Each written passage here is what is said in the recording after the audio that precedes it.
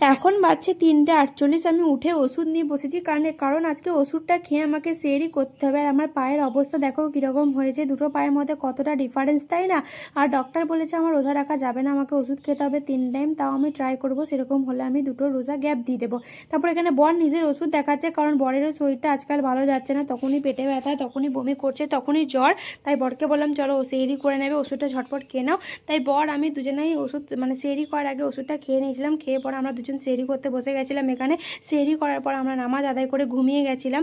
আর ঘুমানোর পর সকাল সকাল আমাদেরকে যেহেতু উঠতে হবে, তাই আমরা সকাল সকাল সকাল সকাল উঠে আমি আমার রান্নার কাজ সেরে রেডি হয়ে গেছিলাম ডক্টর দেখাতে যাব বলে। কিন্তু সবাই বললো যে পাটা একবার সুতো সরে গেছে মনে হয়, দেখিয়ে নিতে। তাই আমি এখানে বাইরে বেরিয়ে যখন চটি পড়ছি, কোনো মতে চটিটা আমার পায়ে হচ্ছে না, পাটা প্রচুর ফুলে আছে, দেখে বুঝতেই পারছো তোমরা। আর আমি হাঁটতেও পারছি না, খুঁড়িয়ে খুঁড়িয়ে হাঁটছে। এখানে আমার ছেলে আমার দিকে তাকাচ্ছে, ওকে দেখে আমার ময়া লাগছে।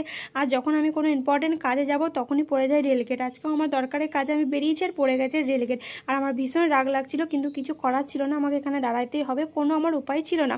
তারপর আমি পৌঁছে গেছিলাম এই ব্রিজটা। আর এই ব্রিজটা কে কে চেনো আর এই কোথাকার ব্রিজ এটা আমাকে একটু কমেন্টে জানাবে। আর তারপরে দূর থেকে আমি দেখলাম যে ওই দিক থেকে ট্রেন যাচ্ছে। আর এরকম ভিউ আমাকে খুব ভালো লাগে। তোমাদের কেমন লাগে একটু কমেন্ট বক্সে জানাবে, তাহলে বুঝতে পারবো যে তোমাদের কেমন লাগে। আমাকে ভীষণ ভালো লাগে। তারপর আমি চলে এসেছিলাম, পায়ের সুতোটা সরে গেছে সেটা এখানে বসাতে। আর এটা আমার পা ছিল না, অন্য কারোর পা ছিল। আমার সুতোটা বসানো হয়ে গেছিলো আগেই, আমার পায়ের ব্যথাটাও কমে গেছিলো। তারপর আমি চলে এসেছিলাম এখানে একটা মার্কেট। ভাবলাম যে যখন এখানে এসেছি তখন কিছু মার্কেটিং করে নিই ঈদের জন্য। তাই আমার ছেলে আগে যাচ্ছে আর ও পকেটে চকলেটগুলো লুকাচ্ছে যদি কেউ নিয়ে নেয়। তারপরে আমি গেলাম ভিতরে। আর ভিতরে যাওয়ার পর আমি ভাবলাম যে দেখি কালেকশানগুলো যদি ভালো থাকে তাহলে নেব। আর ভিতরে যাওয়ার পর আমি দেখলাম যে সত্যি কালেকশানগুলো ভীষণ ভালো আর কোয়ালিটিও ভীষণ ভালো। ড্রেসগুলো কি দারুণ লাগছিলো সিরিয়াস। আমার কিছু কিছু ড্রেস পছন্দ ছিল, কিন্তু প্যান্টের জন্য একটু প্রবলেম হচ্ছিলো, তাই আমি নিইনি। তারপর আমি চলে গেলাম দুতলাতে যে আমার বাবুর জন্য কিছু কাপড় দেখবো।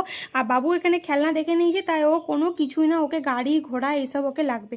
তারপর আমি চলে এলাম বাচ্চাদের এখানে। বাচ্চাদের কাপড়গুলো খুব ভালো ছিল, কোয়ালিটিও খুব খুব ভালো ছিল, দারুণ ছিল, আমাকে ভীষণ ভালো লাগলো। তারপরে বাচ্চাদের এখানে এসে আমি যে জিনিসটা দেখলাম, এখানে সংসারী জিনিস, সংসারী মেয়ে হলে যা হয় এরকম একটা জিনিস দেখলাম। আমি নিতে চাইলাম, কিন্তু বর এইও দেখিয়ে দিল লেগেজ।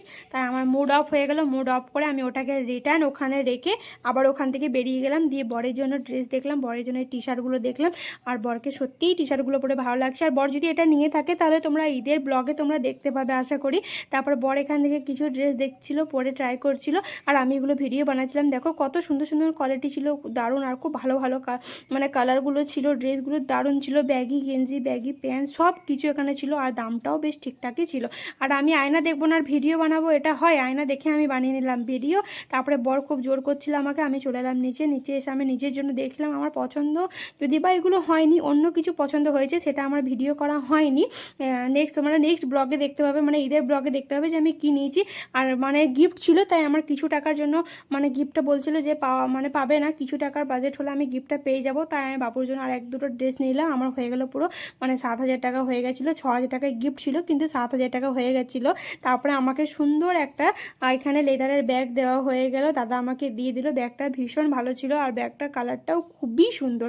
তারপরে এখান থেকে সোজা বেরিয়ে গেলাম বাড়ির উদ্দেশ্যে। আর আমার ছেলে একটা টোটো কিনেছে, দেখতেই পাচ্ছ, ও টোটো নিয়ে বাড়ি যাচ্ছে, টোটো চালাবে ও। তারপরে আমি আজকে রোজা রাখতে পারিনি, শরীরটা খারাপ ছিল আর পায়েও ব্যথা ছিল, তাই রোজা ভেঙে দিয়েছিলাম। বরকে বললাম যে আমাকে কিছু খাইয়ে দাও, খিদে লেগেছে। বর যেহেতু রোজাতে ছিল, তাই এখানে এসে আমি আমার ছেলে দই আর আমার মোস্ট ফেভারিট যেটা থাকে সেটা হলো যে দই, আর আমার মোস্ট ফেভারিট যেটা হলো লস্যি আমি খেয়ে নিলাম। আমার ভীষণ ভালো লাগে।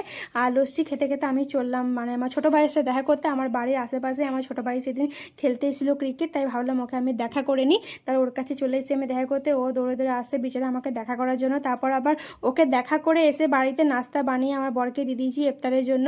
ও সমস্ত কিছু রেডি করে দিয়ে দিলাম মুখের সামনে, ও আপনার খাবে। আর আমি ছোট্ট ছোট্ট চকলেট দিয়ে আজকে ব্লগটা আমি এখানেই শেষ করলাম। ভালো লাগলে আমার পাশে